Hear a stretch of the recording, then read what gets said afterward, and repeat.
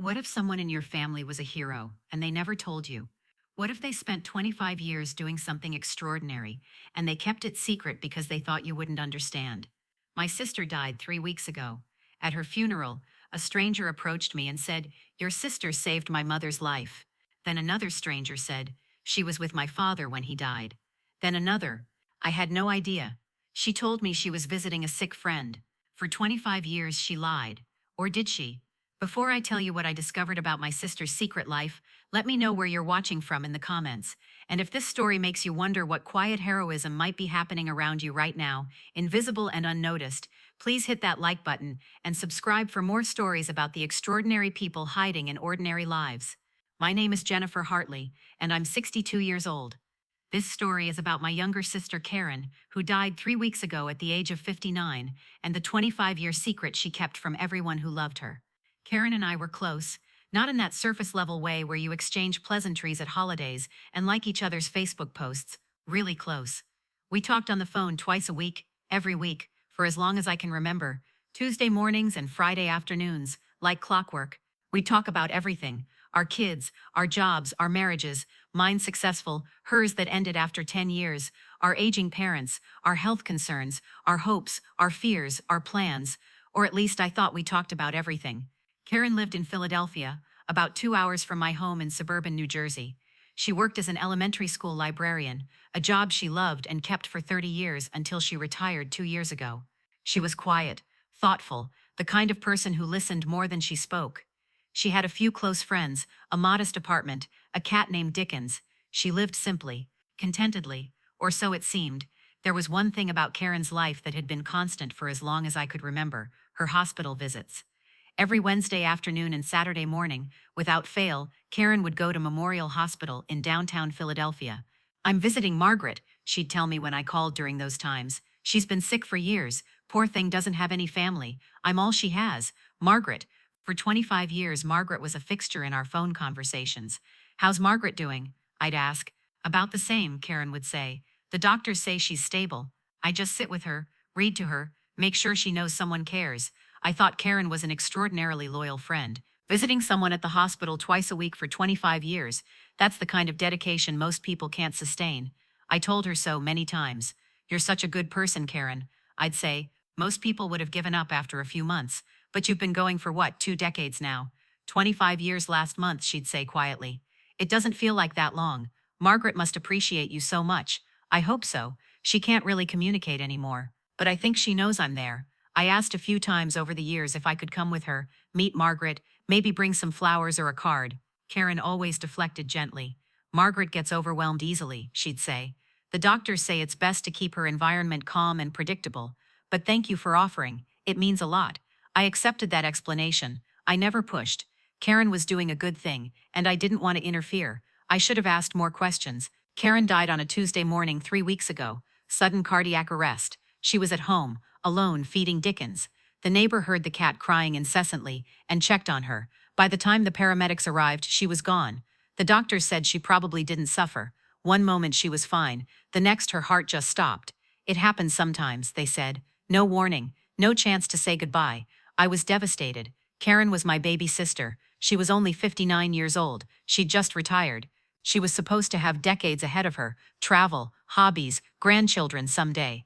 Instead, she was gone, and I'd never get to talk to her on Tuesday mornings again. The funeral was small. Karen had specifically requested that in her will, no big service, no fuss, just immediate family and close friends. We held it at a modest funeral home in Philadelphia on a Saturday afternoon.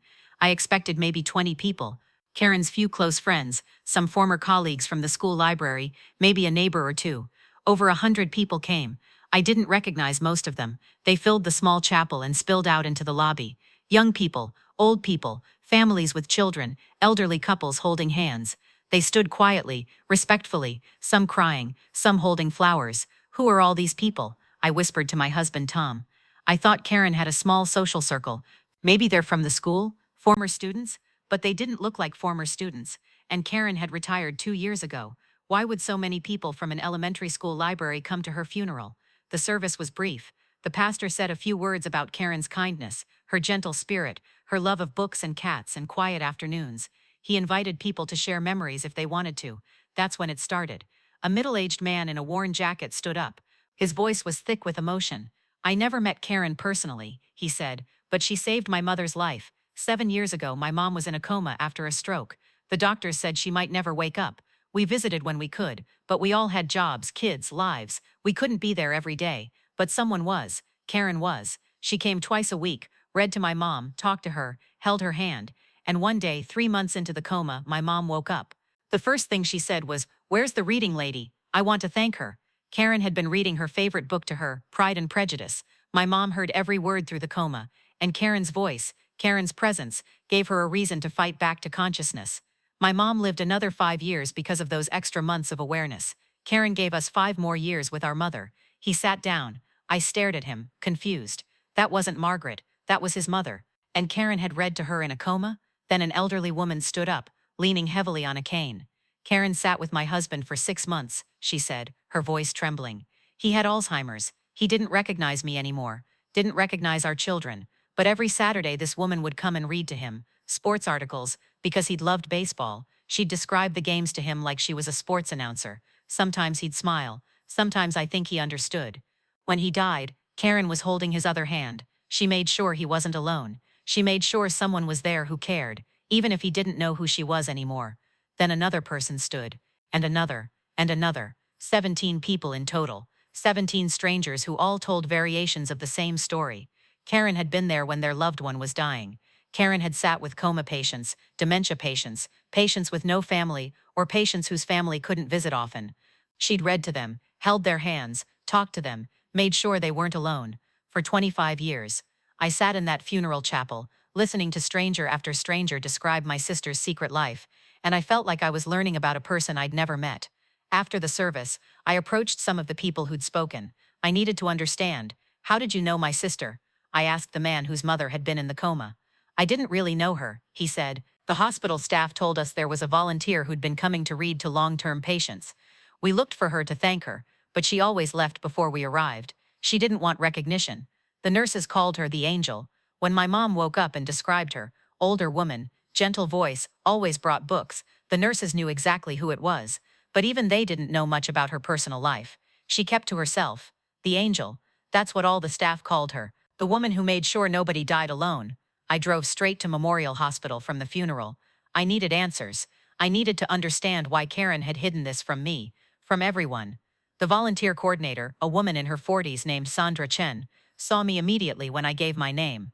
"You're Karen's sister," she said, tears already forming in her eyes. "We've been trying to reach her family. We wanted to tell you what she meant to us." "Please," I said, "tell me everything. I don't understand any of this." She told me she was visiting a sick friend named Margaret. For 25 years, that's what she said. Sandra led me to a small office and pulled out a thick binder. "Karen started volunteering here in 1999, Sandra said. 25 years ago. She came to us after her divorce. She said she had time and wanted to do something meaningful. We placed her in our palliative care and long-term unconscious patient program. Long-term unconscious patients, coma patients, severe dementia patients, brain injury patients, people who are alive but not responsive. They need care, of course, medical care, feeding tubes, cleaning, turning to prevent bed sores, but they also need presence, someone to be human with them, to treat them like people, not just bodies in beds. Most of them have no visitors. Their families either don't exist, have given up, or can't handle seeing their loved one in that state." And Karen volunteered to sit with them. 3 times a week for the first 10 years. Then twice a week after that, Wednesdays and Saturdays. She'd spend 3 to 4 hours each visit. She'd move from room to room, spending time with whoever needed it most that day. She'd read to them. Not just any reading. She'd research what they liked before their illness. Baseball for sports fans. Romance novels for the romantics. News articles for people who'd been politically engaged. Children's books for former teachers.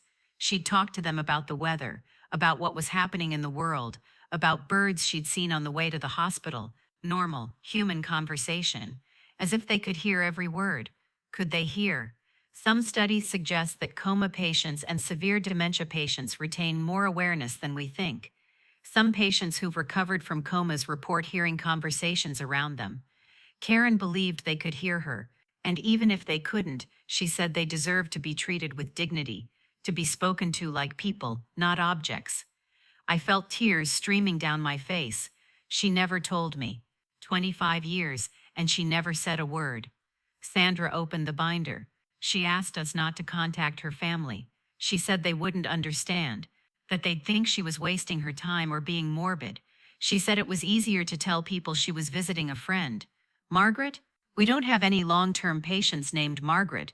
We think she made up that name so she wouldn't have to explain, so she wouldn't have to defend her choice. Sandra showed me the log, page after page of Karen's visits, meticulously documented. The dates, the times, the patients she'd seen, comments from nurses. Karen read to Mr. Thompson for 2 hours today. He seemed calmer afterward. Mrs. Rodriguez had no visitors this week except Karen. Karen brushed her hair and painted her nails. Young patient in 304, car accident, coma, had birthday today. Karen brought balloons and sang happy birthday. Patient's mother called later and cried when we told her, said nobody remembered except Karen. 25 years of entries, thousands of visits, over 1,300 patients. Why did she do it? I asked. What made her start? Sandra pulled out another folder. She wrote us a letter when she first applied to volunteer. We keep all the application letters. Here. She handed me a piece of paper, yellowed with age, dated October 1999. I recognized Karen's careful handwriting immediately. Dear Memorial Hospital Volunteer Services, I would like to apply to volunteer in your long-term care facility. Specifically, I would like to sit with patients who are unconscious or unresponsive and have few or no visitors. I am applying because of my father. My father died in 1998 after a severe stroke left him in a coma for 6 months. My mother had died years earlier, and I was his only child at the time of his illness. My sister had moved away and had young children. She couldn't visit often, and I didn't blame her. I visited my father every day those 6 months. I read to him. I told him about my day. I held his hand. I pretended he could hear me, because the alternative that he was already gone and just his body remained was too painful. The nurses told me I was wasting my time, that he couldn't hear me, that I should let go and move on with my life. But I couldn't. He was my father. He deserved to have someone with him. He died on a Tuesday morning. I was there. I was holding his hand. And in that moment I was grateful that he hadn't died alone, that someone who loved him had been there. But then I started thinking about all the other patients in that ward, the ones in the other rooms, the ones I'd walk past every day. Many of them never had visitors. They just lay there, alone, day after day, until they died, nobody holding their hand, nobody reading to them, nobody treating them like they still mattered. I couldn't stop thinking about it. After my father died, I couldn't stop thinking about those people dying alone, and I decided I didn't want that to happen anymore. Not if I could help it. I know this might sound strange. I know most people don't want to spend their free time with coma patients, but I do, because everyone deserves to have someone with them at the end. Everyone deserves to be treated like they matter, like they're still human, like someone cares. I can come 3 times a week. I'm a good reader. I'm patient. I'm comfortable with silence. And I promise I will show up every week for as long as you'll let me. Please consider my application. Sincerely, Karen Mitchell. I had to put the letter down. I was crying too hard to read. My father. Karen's letter was about our father, but I barely remembered visiting him in the hospital. I'd had 2 young children at the time, a 3-year-old and a 6-month-old. My husband was working long hours. I lived 2 hours away. I'd visited Dad maybe once a week, sometimes less. It was hard. I was exhausted. I was overwhelmed. I'd let Karen handle most of it. She lived closer. She didn't have kids. She had more time. At least, that's what I told myself. I'd never asked Karen how she was handling it, how it felt to sit in that hospital room day after day with our father, who'd once been so vibrant and strong, reduced to a body in a bed, kept alive by machines. I'd never asked if she was okay, if she needed support. If it was too much, I'd just let her do it, because it was easier for me. And then after Dad died, Karen had kept doing it, for 25 more years, for 1,300 more people, because she couldn't stand the thought of anyone dying alone, the way those other patients in Dad's ward had died. She never told me any of this, I whispered to Sandra. I didn't know she felt this way about Dad's death. I didn't know it had affected her so deeply. She didn't want you to feel guilty, Sandra said gently. She told me once that her sister had a family to take care of, that it was natural you couldn't be there as often. She said she didn't blame you. She said everyone does what they can. But I did feel guilty. Terribly, crushingly guilty. I went home that night and pulled out Karen's old letters and cards from over the years. I'd saved most of them, birthday cards, Christmas cards, random notes she'd send in the mail because she liked writing letters the old-fashioned way. I found one from Christmas 2005, 6 years after she'd started volunteering. Dear Jennifer, thank you for the lovely scarf. I'll wear it to the hospital. It gets cold in those corridors in winter. Things are going well. Work is busy but good. The kids at school are sweet this year. I have a new favorite student, a third grader who comes to the library every day and asks for the biggest book I have. Yesterday I gave her Les Miserables. She looked at it, looked at me and said this will take me at least a week. I love her. I'm still doing my hospital visits on Wednesdays and Saturdays. Margaret is stable. I read her Little Women this month. I figured she'd appreciate a story about sisters. I hope you and Tom and the kids have a wonderful Christmas. Give everyone hugs from me. Love, Karen. Margaret, Little Women, a story about sisters. It hit me then. Margaret wasn't a real person. Margaret was everyone, all those patients. Karen had given them a collective name so she could talk about her volunteering without actually talking about it. So she could mention it in passing without having to explain, without having to justify, without having to defend her choice to spend her Wednesdays and Saturdays with dying strangers instead of building a more traditional social life. And Little Women, a story about sisters. Had Karen been thinking about me? About us? About how I'd let her handle Dad's illness alone? I found more references in other cards and letters over the years. Casual mentions of visiting Margaret, or Margaret had a good week, or I'm worried about Margaret. All of it code. All of it her way of acknowledging this huge part of her life without actually revealing it, because she thought I wouldn't understand, and she was right. If Karen had told me 25 years ago that she was planning to spend 6 hours a week sitting with coma patients, reading to people who couldn't respond, holding hands with strangers who were dying, what would I have said? I probably would have worried about her, told her it was morbid, suggested she see a therapist to work through Dad's death in healthier ways, encouraged her to join a book club or a dating site instead. Anything but sitting in a hospital with unconscious people twice a week for 25 years. I would have meant well. I would have thought I was helping, but I would have been completely wrong. The next day, I went back to Memorial Hospital. I needed to see where Karen had spent so much of her life. Sandra took me to the long-term care ward. It was quieter than I expected. No beeping machines, no rushing nurses, no overhead announcements. Just a long corridor with private rooms, soft lighting, and an almost eerie calm. This is where she worked, Sandra said. Most of these patients have been here for months or years. Some have family that visits occasionally. Some have no one. We stopped at one room. An elderly man lay in the bed, eyes closed, breathing steadily with the help of a ventilator. The TV was on, showing a baseball game with the sound muted. This is Mr. Chen, Sandra said. No relation to me. He's been here for 3 years. Stroke. His son visits once a month. Karen read to him every week. Sports news, baseball statistics. His son told us his father was obsessed with baseball before the stroke. Karen made sure he still got to watch the games. We moved to another room.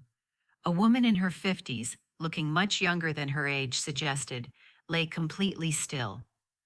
Car accident, Sandra said quietly. 5 years ago, traumatic brain injury. Husband couldn't handle seeing her like this, divorced her while she was in the coma and disappeared.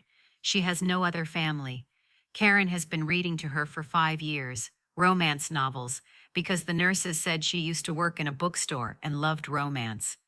Room after room, patient after patient, each one with a story, each one with Karen in their story. In the break room, Sandra showed me something else, a wall covered in photographs and letters. The families and patients who recovered, some of them sent these, Sandra explained, thanking the volunteers, particularly Karen. Though many of them never knew her name, they just knew there was a woman who'd been there, the angel, they called her. I looked at the photographs, smiling families, holding pictures of their loved ones who'd been in the hospital, letters of gratitude to the woman who read to my father during his final months. Thank you for making sure he wasn't alone. My sister woke up from her coma and asked about the lady who reads the nice stories. We never got to thank you properly, but please know you were a light in our darkest time. Mr. Gonzalez passed away peacefully last month. In his final moments, you were there, holding his hand and reading poetry. His family couldn't make it in time, but you were there. Thank you for giving him dignity and companionship when he needed it most. One photograph stopped me. It showed a young woman, maybe 30, standing in a hospital gown, smiling weakly at the camera. The note attached said, "This is me 3 weeks after waking up from a 6-month coma. The doctors said I shouldn't have survived, but I heard voices the whole time I was under. One voice in particular, a woman reading Anne of Green Gables. That voice became my anchor, something to hold on to in the darkness, something that told me the world was still there, waiting for me to come back. I don't know who that woman was, but she saved my life. When everything else was gone, her voice remained. Thank you, whoever you are. Anne of Green Gables." That had been Karen's favorite book as a child. She'd read it dozens of times. How many patients did she help? I asked Sandra. Sandra opened her binder again. We've been tracking it since she started. Over 25 years, Karen logged approximately 3,900 visits. In those visits, she spent time with, we estimate, over 1,300 individual patients. Some she sat with only once or twice. Others she was with for months or even years until they passed away or occasionally recovered. 1,300 people, 3,900 visits, 25 years. My sister had touched 1,300 lives, and she told me she was visiting one friend named Margaret. Why didn't she want recognition? I asked. Why keep it secret? This is incredible. She should have been proud. Sandra smiled sadly. I asked her that once, probably 10 years ago. She said, if I tell people, they'll make it about me. They'll call me a hero or a saint, or ask me why I waste my time. They'll want to understand my psychology, analyze my motives. But it's not about me. It's about them, the patients. They deserve someone's full attention, not someone who's there to feel good about themselves or to have a story to tell at dinner parties. When I'm in those rooms, I'm there for them, only them. And if I started talking about it, if I started accepting praise for it, it would become about me instead. I don't want that. That was so Karen. Quiet, humble, always thinking about others before herself. She also said something else, Sandra continued. She said, the people I love have busy lives. They have jobs and kids and problems. They don't need to worry about me or wonder if I'm okay or think I'm being morbid. It's easier to tell them I'm visiting a friend. Then they don't worry, and I can keep doing this work. She was protecting you, in a way. Protecting you from having to understand or approve or worry. But I wished she'd told me. I wished I'd known, because maybe I could have helped. Maybe I could have volunteered with her sometimes. Maybe we could have shared this, or maybe not. Maybe Karen was right. Maybe if she'd told me, I would have tried to talk her out of it, or I would have worried, or I would have made it complicated when for her it was simple. People needed someone, and she could be that someone. The hospital was planning a memorial for Karen. They wanted to install a permanent plaque in the volunteer lounge, honoring her 25 years of service. They asked if I wanted to speak at the dedication. I said yes. 3 weeks later, I stood in that volunteer lounge in front of hospital staff, a few former patients and their families, and some of Karen's old colleagues from the school library, and I tried to find words for what my sister had meant. I talked to Karen twice a week for 40 years. I said, we talked about everything, or at least I thought we did, but there was one thing she never told me. She never told me that she was a hero, that she'd spent 25 years making sure strangers didn't die alone, that she'd held over 1,000 hands, read countless books, and been the last human voice many people heard before they left this world. She kept it secret, not because she was ashamed, but because she didn't want it to be about her. She didn't want praise or recognition or questions. She just wanted to do the work, to be there, to matter in the quietest, most profound way possible. I've spent the last few weeks asking myself why she didn't tell me. Was I too judgmental? Too busy? Too focused on my own life to appreciate hers? Maybe all of those things. Maybe none of them. Maybe she just knew that some things are too pure, too sacred to be explained. That the best work happens in silence, witnessed only by the people it touches. My sister Karen was not famous. She didn't save thousands of lives with groundbreaking research or heroic rescues. She saved them one at a time, 3 hours at a time, twice a week for 25 years, by doing the simplest and most difficult thing: being present, being human, refusing to let people die alone. I didn't understand it while she was alive, but I understand it now, and I desperately hope, that wherever she is, she knows that her work mattered, that those 1,300 people mattered, that she mattered, not because of what she did, but because of how she did it. With grace, with humility, with love. The world called her the angel, but to me she'll always be Karen, my little sister, the woman who kept the most beautiful secret I never discovered until it was too late. There wasn't a dry eye in the room. After the dedication, several people approached me.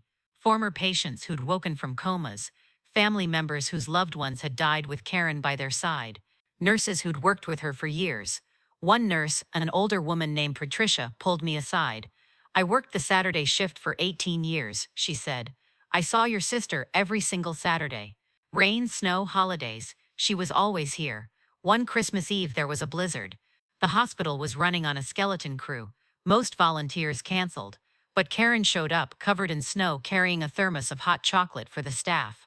She said, 'The patients don't get a day off from being sick. I don't get a day off from being here.' She spent 4 hours that day reading Christmas stories to patients. Some of them hadn't had a visitor in months. She gave them Christmas. Your sister was the most consistent, dedicated person I've ever met. She never complained, never asked for anything, never missed a shift unless she was physically unable to come. In 25 years, she called in sick exactly 4 times. 4 times in 25 years. That's not just dedication, that's love. 4 times in 25 years. I thought back. When had Karen been sick?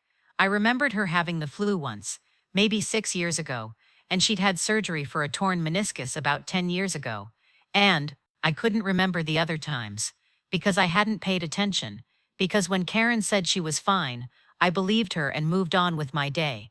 But now I wondered, those 4 times she'd missed her hospital shifts, had she been devastated? Had she worried about the patients who'd expected her? Had she felt guilty for not being there? Of course she had, because that was Karen. I spent the afternoon talking to hospital staff, piecing together a fuller picture of my sister's secret life. I learned that Karen had a routine. She'd arrive at the hospital, sign in at the volunteer desk, and ask which patients needed the most attention that day. She'd prioritize patients with no scheduled visitors, patients who were unconscious or unresponsive, patients who were in their final days. She'd spend 30 minutes to an hour with each patient. She'd introduce herself, even though many couldn't acknowledge her. She'd tell them what she was going to read, ask rhetorically if they had a preference, then read slowly and clearly. Between chapters or articles, she'd talk to them about her day, about the weather, about something interesting she'd seen or read. Normal conversation, the kind you'd have with anyone.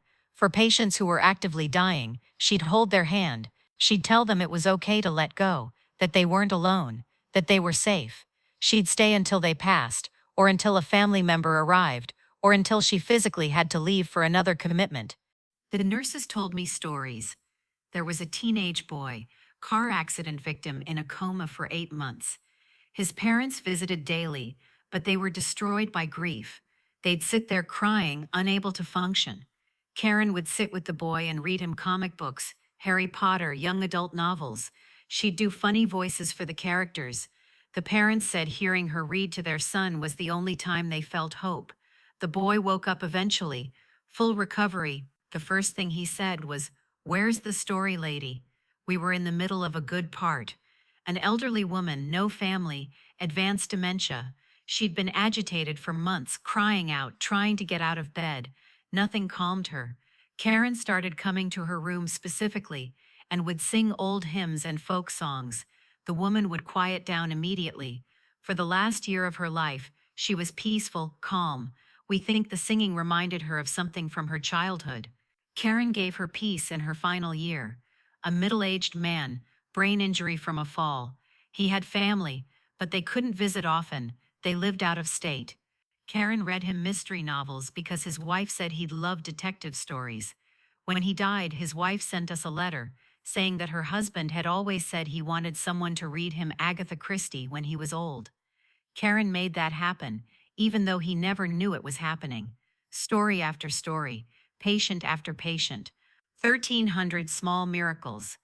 I asked Sandra if I could see the volunteer log from Karen's final visit, the Saturday before she died. Sandra pulled it out. Karen's handwriting steady and clear. Saturday, March 15th, 2025, 9 a.m., 12:30 p.m. Patients visited today. Mrs. Patterson, room 304, read chapter 739 of Persuasion. She seemed restful. Mr. Williams, room 312, read newspaper articles about the Eagles, March Madness bracket starting, explained the tournament to him. Baby Rodriguez, room 318, parents visiting today, just sat with them for a while. They needed someone to listen. Mrs. Chen, room 322, final stages, held her hand, read Psalm 23. She passed at 11:47 a.m., peaceful, not alone. Notes, spring is coming, saw robins in the hospital courtyard, told everyone about them. Mrs. Patterson's daughter called, wants to visit next week, reminded nurses. Mr. Williams' son sent thank you card for staff. Beautiful day, grateful for the work. That was Karen's last entry. 3 days later, she died. Her final act of service had been sitting with a dying woman named Mrs. Chen, making sure she didn't die alone. And then 3 days later, Karen herself died, alone in her apartment, with only her cat as a witness. The irony was devastating. The woman who'd made sure 1,300 people didn't die alone had died alone herself. I couldn't stop thinking about it. It felt wrong, cosmically unfair. Karen deserved better. But then I remembered something Sandra had told me. When I'd asked if Karen had any close friends at the hospital, any personal relationships she'd built over 25 years, Sandra had said, Karen kept her boundaries very clear. She was friendly with staff, but she didn't socialize outside of the hospital. She said she didn't want her personal life to mix with her volunteer work. She wanted to be fully present for the patients when she was here, and fully present for her own life when she wasn't. She said that was the only way to sustain this work long term, by keeping the compartments separate. Karen had chosen to keep this part of her life separate. She'd chosen to do this work privately, quietly, without building it into her identity or her social circle. It was sacred to her, a secret garden she tended alone. And maybe dying alone, in a sense, was the final act of that separation. Maybe it was fitting. Maybe it was what she would have wanted. Or maybe I'm just trying to make sense of something that will never make sense. I've been going through Karen's apartment slowly over the past few weeks, sorting her belongings, deciding what to keep and what to donate. Her cat Dickens is living with me now. He's old and grumpy, but he's good company. In Karen's bedroom closet, I found a box. Inside were hundreds of cards and letters from patients' families, dating back 25 years. She'd kept every single one. Thank you cards. Letters of gratitude, photographs of patients who'd recovered, with notes about what they were doing now, obituaries of patients who died, with personal messages from their families about how much Karen's presence had meant. She'd kept them all, every single expression of gratitude, every acknowledgement that her work had mattered, but she'd never shown them to anyone, never used them to prove the value of what she was doing. They were just for her, private proof that she'd made a difference. At the bottom of the box was a journal. I almost didn't open it. It felt like an invasion of privacy. But I needed to understand. I needed to know what Karen had been thinking all those years. The journal wasn't a daily diary. It was sporadic. Entries every few months, sometimes less often. Moments when Karen needed to process what she was experiencing. I read the first entry, dated November 1999. Started volunteering at Memorial today. I sat with 3 patients. Mrs. Thompson, stroke, Mr. Harris, dementia, and a young man whose name I didn't catch, motorcycle accident, coma. I read to Mrs. Thompson from Reader's Digest. Mr. Harris seemed agitated, so I just held his hand and talked about the weather. The young man, I read him sports news. I don't know if any of them heard me. I don't know if it matters. But I keep thinking about Dad lying in that hospital bed, and all those other patients in the hallway, and how many people die with strangers rushing past their rooms, never stopping, never acknowledging that a human being is in there. I can't fix everything, but I can be there. That's something. Another entry, dated March 2003. Today, a patient I'd been reading to for 6 months died. Mr. Patterson. I was there. His daughter arrived 10 minutes too late. She broke down sobbing. She kept saying he died alone. I wasn't there. He died alone. I told her he wasn't alone, that I was there, that I held his hand, that I read him his favorite passages from Ernest Hemingway until he took his last breath. She hugged me so hard I couldn't breathe. She said, thank you for being there. Thank you for making sure he wasn't alone. I think that's when I understood why I do this. Nobody should die alone. Nobody. And if I can prevent that, even for one person, it matters. It all matters. An entry from July 2008. Jennifer called today, asked if I wanted to come visit for the weekend. I said I couldn't. I have my hospital schedule. She sounded hurt, said I always have my hospital schedule. I almost told her, almost explained what I'm really doing twice a week, but then I imagined trying to explain it. Imagined her asking why I waste my time with people who can't appreciate it, or worse, imagined her praising me, calling me noble, making it into something heroic. It's not heroic, it's just necessary. These people are here, they need someone. I can be someone, that's all. I told her I'd visit next month. I will, but I won't tell her about this. Some things can't be explained, they can only be done. An entry from December 2015. Bad day. 3 of my regular patients died this week. Mrs. Rodriguez, Mr. Chen, and the young woman in 304. I never learned her name, even after 8 months. Her family never visited. I was the only one there when she passed. I sat in my car afterward and cried for an hour. Sometimes I wonder if this work is breaking me, if you can witness this much death and still be whole. But then I think about those patients, about how they didn't get to choose whether they'd be alone. I'm the only thing standing between them and absolute solitude at the end of their lives, so I'll keep coming, I'll keep showing up, because the alternative, letting them die with no one, is unthinkable. An entry from March 2019, 20 years today. I started volunteering in 1999, and now it's 2019, 2 decades. I calculated today that I've sat with over 1,000 patients in that time. 1,000 people I've read to, talked to, held hands with. Some people build careers in 20 years. Some people raise families, travel the world, accomplish great things. I've sat in hospital rooms and read books to unconscious people, and somehow that feels like enough. More than enough. It feels like exactly what I was supposed to do with these years. The final entry was dated February 2025, just a month before Karen died. I'm getting older. I'm tired more easily now. The hospital corridors feel longer. The chairs in the rooms aren't as comfortable. My back hurts after a long shift. I've been thinking about slowing down. Maybe 1 day a week instead of 2. Maybe volunteering somewhere else. Somewhere less heavy. Less death. But then I went to room 312 today, and Mr. Williams was there. He's been there for 2 years now, and I read him the sports section like I always do, and the nurse told me his son had called to say thank you.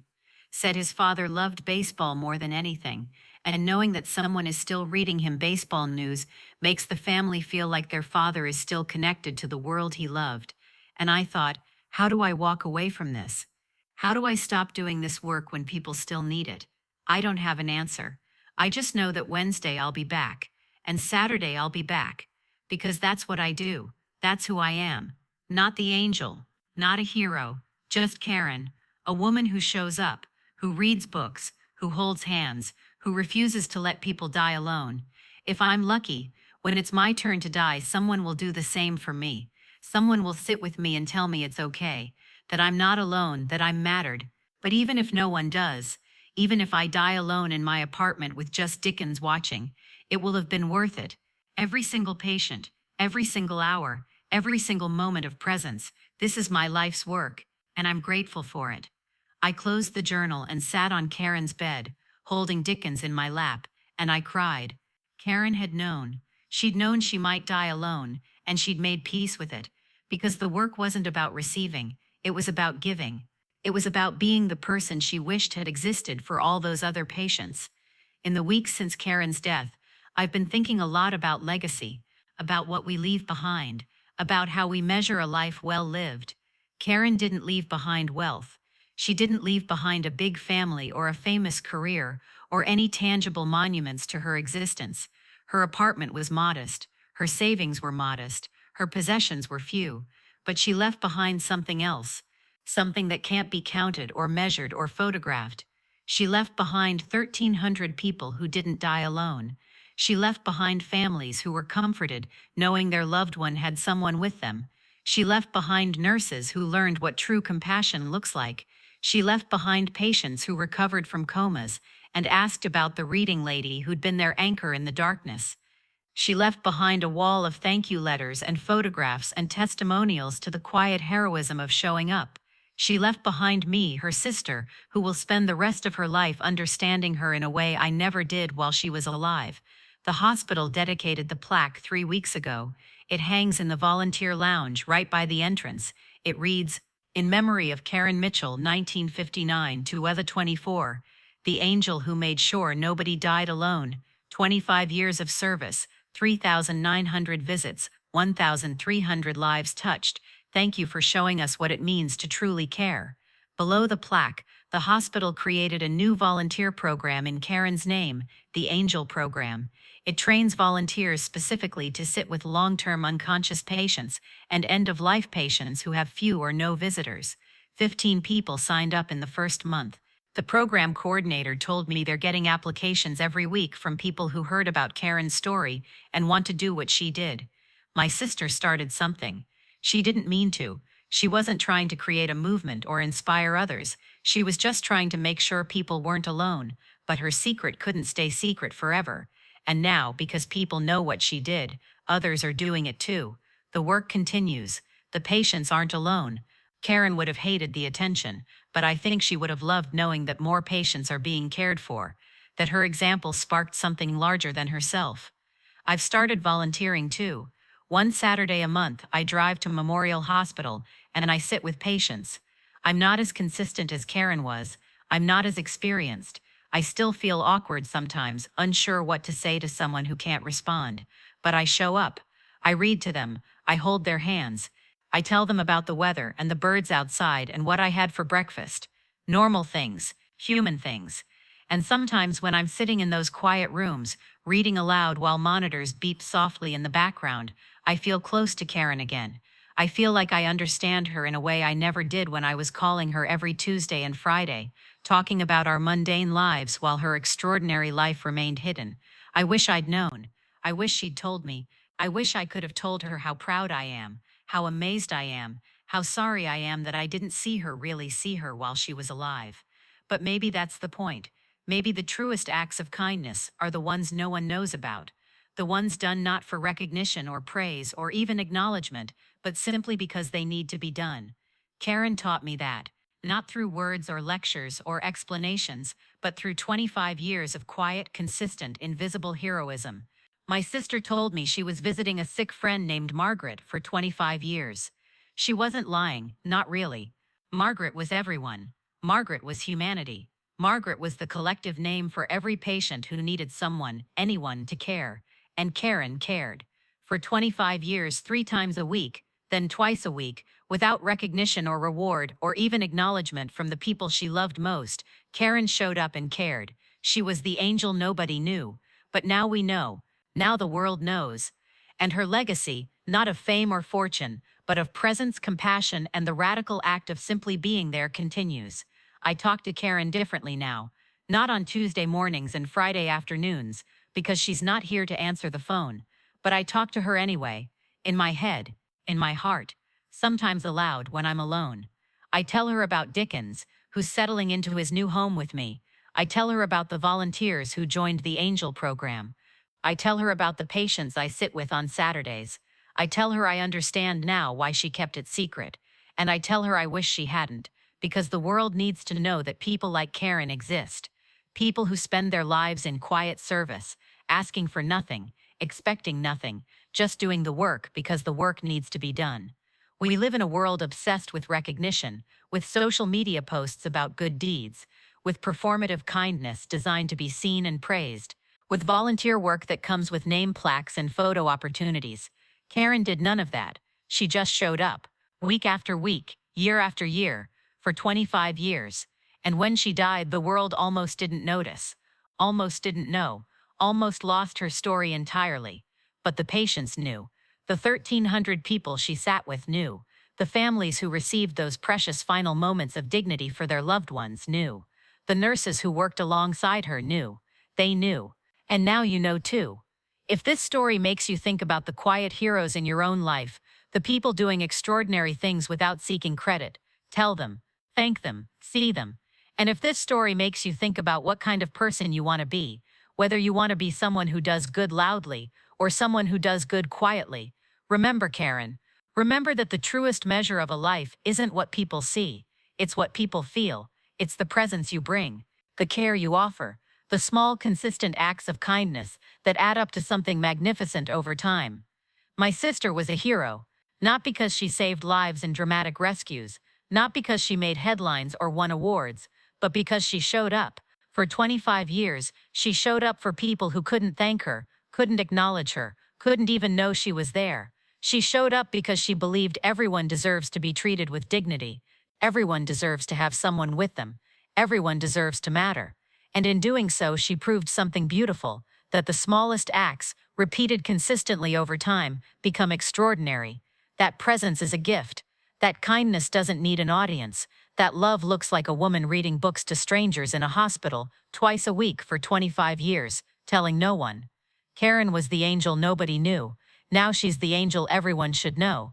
And if there's a heaven, I hope she's there now, reading to people, holding hands, making sure no one is alone, because that's what she did here. That's what she'd do anywhere. That was Karen, my sister, my hero, the woman who kept the most beautiful secret I ever discovered. God bless you, Karen, and God bless everyone who works in the quiet spaces, doing the unseen work, making the world better without asking for anything in return. You are the real angels, and we see you now.